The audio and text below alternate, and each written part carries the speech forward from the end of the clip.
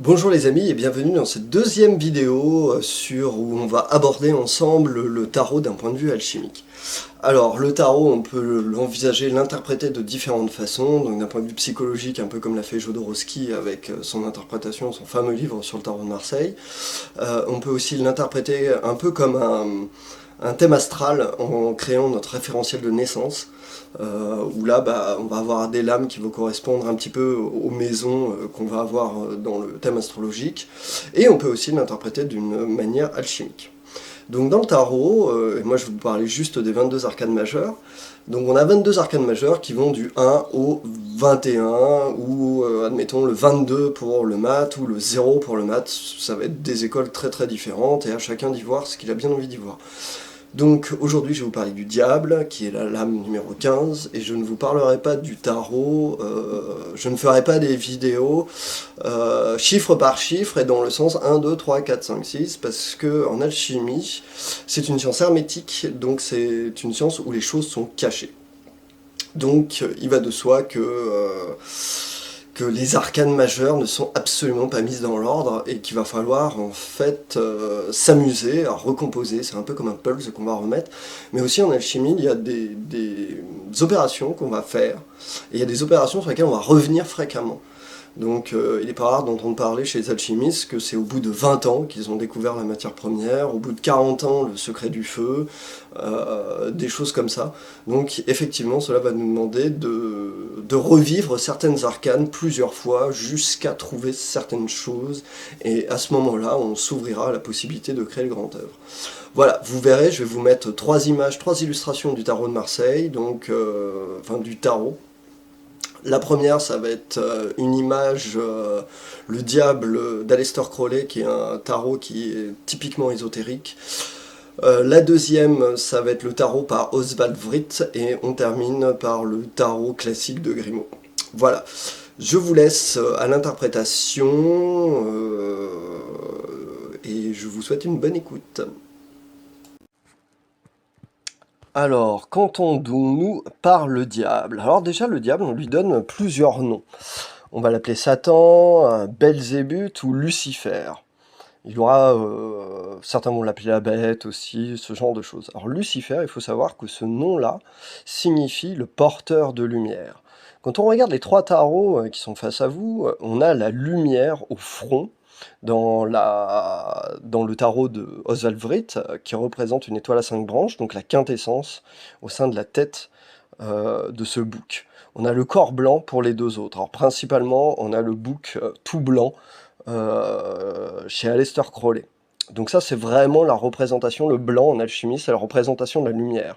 Donc on a vraiment là la personne qui porte la lumière. Ensuite, il faut se rendre compte d'une chose, c'est que Lucifer, dans son histoire, donc il était l'ange préféré de Dieu, et cet ange-là s'est révolté et s'est retrouvé envoyé en enfer.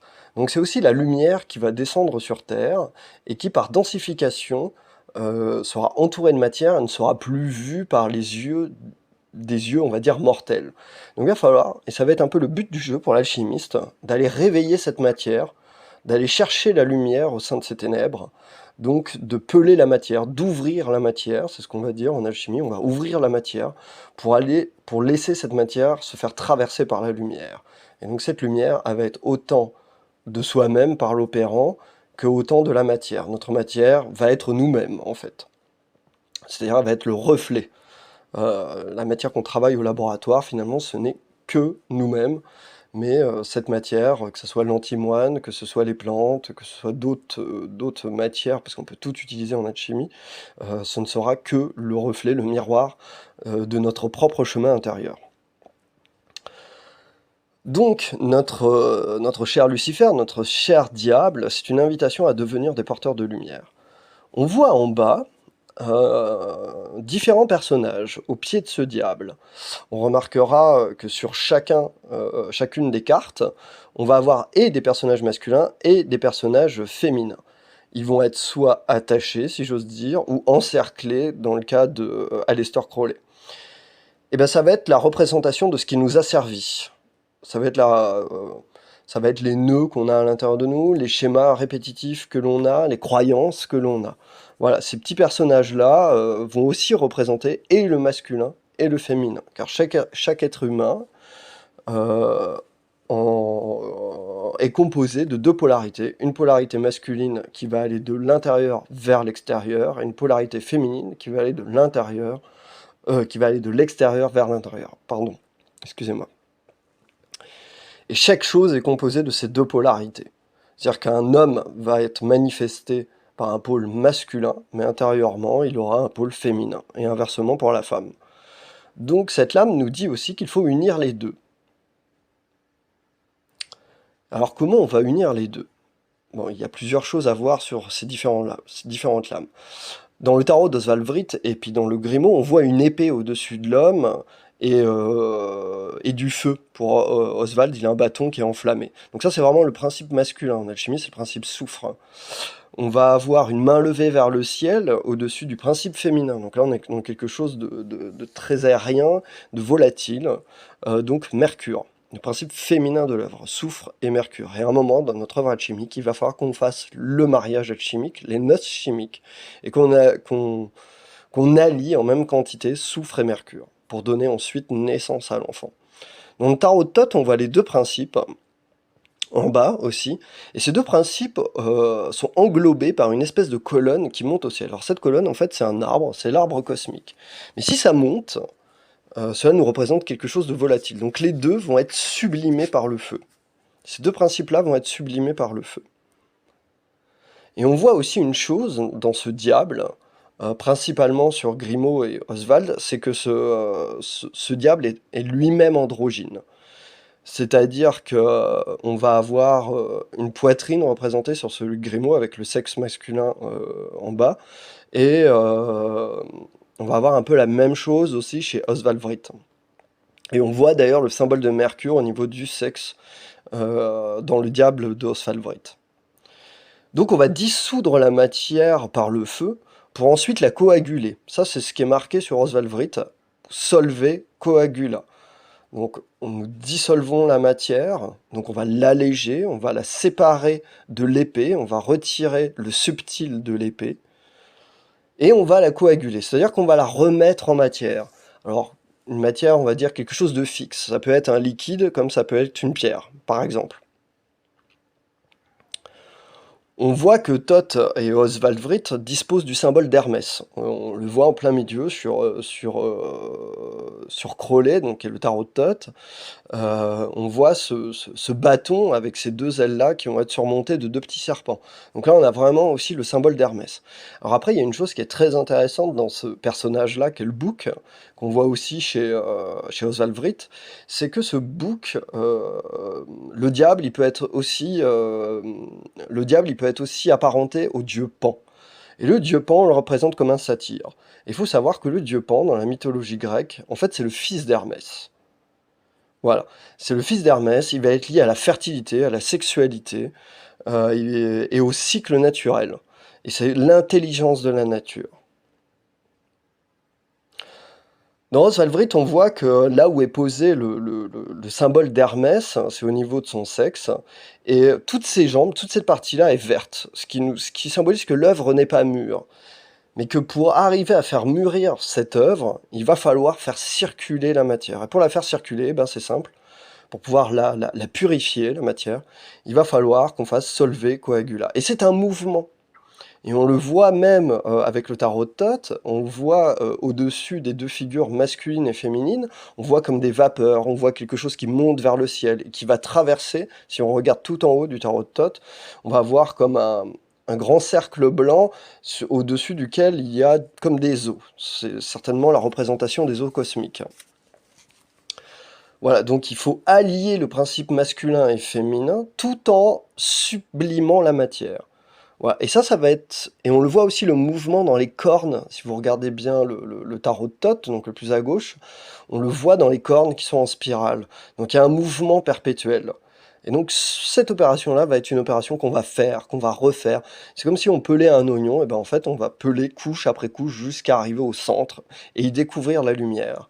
Mais ce que nous raconte ce diable-là, c'est que si nous avons envie de découvrir nos lumières, notre lumière intérieure, il va falloir connaître aussi nos ténèbres.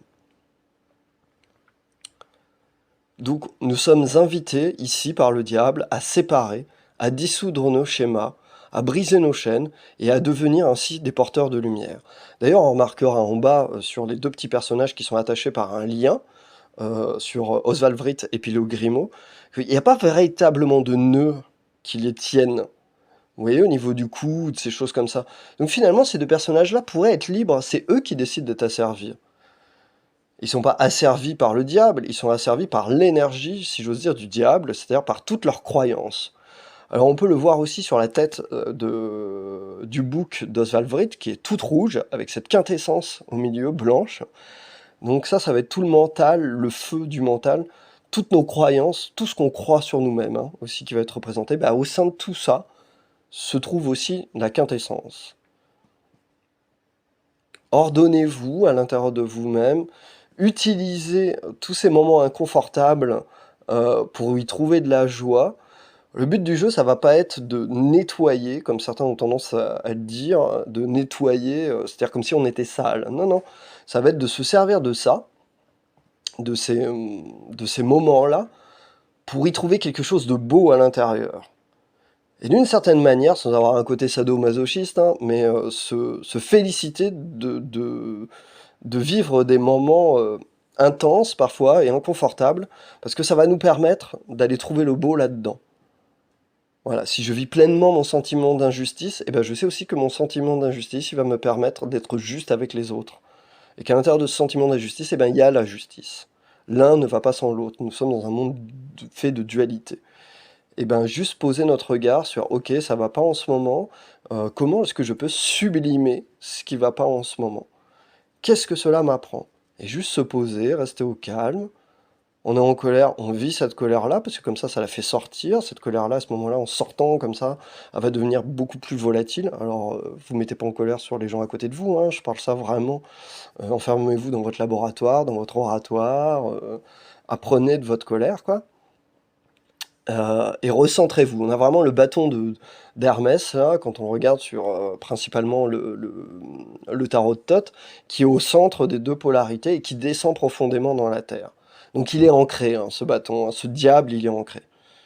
Voilà. C'est vraiment... ancrez-vous, soyez solide, et en même temps, rejoignez le ciel. Et ça sera la seule façon pour que une des rares façons pour que le diable se transforme en Lucifer et devienne le porteur de lumière. Parce que tout alchimiste, et nous sommes tous des alchimistes, que nous empruntons la voie du laboratoire ou pas, hein, nous sommes tous des alchimistes. Mais à partir du moment où nous allons commencer à transmuter notre matière, nous allons être des porteurs de lumière. Ce que ça veut dire, être un porteur de lumière, c'est aller dans le monde avec notre lumière intérieure. Si nous allons dans le monde, dans notre lumière intérieure, avec notre lumière intérieure, nous allons être capables d'éclairer la route, notre propre route, mais aussi de servir d'exemple pour les autres. Et donc nous allons être pleins de vertus, nous allons être faits de patience, de tolérance, d'humilité, de toutes ces choses comme ça. Et c'est un peu... Jésus a été le porteur de lumière à un moment dans le monde, et il a fait des miracles, il a réuni des gens autour de lui, mais ça a été un exemple. Voilà. Après, ce qu'on en a fait d'un point de vue religieux, c'est une toute autre histoire, hein. C'est comme le diable, hein. Le diable, c'est Lucifer, c'est un ange, hein. Et un ange, quand on regarde dans excusez-moi, le langage des oiseaux, l'ange, c'est en jeu, donc ça veut dire en soi. C'est-à-dire que nos ailes, nous les avons en nous. Nous sommes tous des anges. N'oubliez pas ça. Donc, le diable n'est juste qu'une invitation à transmuter tout ce qui va nous être inconfortable, à ne garder dans cet inconfort que le plus subtil et le plus merveilleux. Et la seule façon de trouver ce merveilleux-là, c'est justement d'aller voir ces ténèbres-là.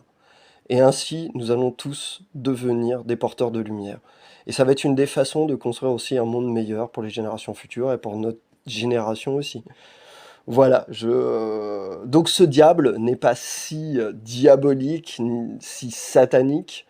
Il est là pour nous apprendre plusieurs choses, à allier nos polarités masculines et féminines, à gagner en tolérance, à faire preuve d'intuition aussi. Alors, on le voit, hein, le fameux bouc d'Aleister Crowley, il a le troisième œil qui est ouvert. Et ça, c'est très, tout ce qui est intuitif, tout ce qui est au-dedans, c'est très lié à la polarité féminine. Et d'allier vraiment ces deux pôles-là, c'est-à-dire que l'homme dans l'action et en même temps d'écouter au-dedans de soi. Car nous sommes complets, nous avons ces deux choses-là à l'intérieur de nous. Et une fois que nous aurons fait ça, une fois que nous serons devenus plus subtils, nous allons anoblir notre propre matière et nous allons devenir peut-être des empereurs et on en parlera dans une future vidéo. Je vous remercie beaucoup d'avoir écouté cette vidéo et je vous dis à bientôt. Merci beaucoup à vous toutes et tous d'avoir suivi cette vidéo. Vous pouvez en retrouver d'autres sur la page YouTube, me suivre sur les réseaux. N'hésitez pas à faire un petit like, un petit partage, un petit voilà, tout ce que vous avez envie, que ces vidéos touchent un maximum de personnes et potentiellement leur ouvre des portes. Je tiens à préciser que mon interprétation du tarot est une interprétation personnelle, c'est une interprétation du moment. Peut-être que dans 6 mois, j'interpréterai chaque lame de manière différente, peut-être qu'il y aura des choses qui vont se rajouter en fonction de ce que je vais découvrir dans la voie alchimique. Voilà, voilà. Donc c'est modestement que je vous présente tout ça. Je vous remercie, je vous souhaite une belle soirée et à bientôt.